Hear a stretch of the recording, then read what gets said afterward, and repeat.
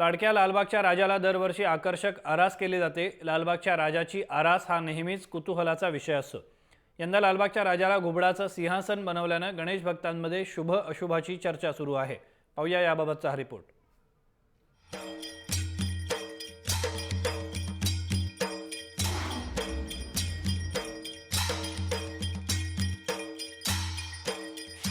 लालबागचा राजा यंदा घुबडावर विराजमान झालाय।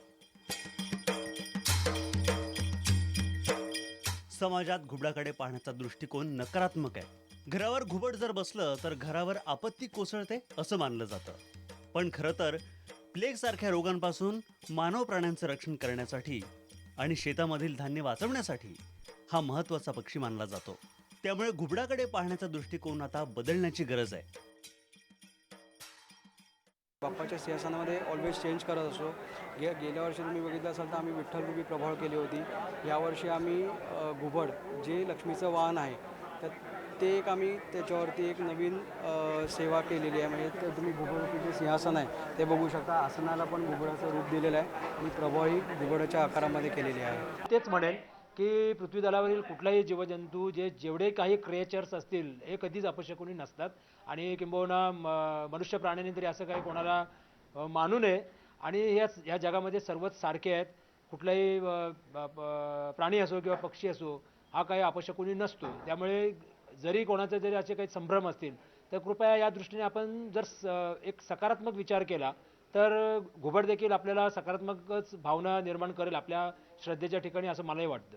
विशेष म्हणजे व्यापारी वर्ग घुबडाला शुभ मानतात। त्यामुळे बाप्पाची मूर्ती घुबडावर विराजमान असणं चूक नाही असंही त्यांनी सांगितलंय। दरम्यान प्रभावळ घडवताना लक्ष्मीचं वाहन घुबड होतं। या दृष्टिकोनातून विचार केल्याची प्रतिक्रिया मूर्तिकार संतोष कांबळी यांनी दिली आहे। हिंदुस्थानच्या कित्येक भागामध्ये किंबहुना दाक्षिणात्य प्रदेशामध्ये, दक्षिण भारतामध्ये घुबड हे पूजलं जाते। दाक्षिणात्य समाजामध्ये लक्ष्मी पूजनाच्या दिवशी घुबडाची पूजा केली जाते।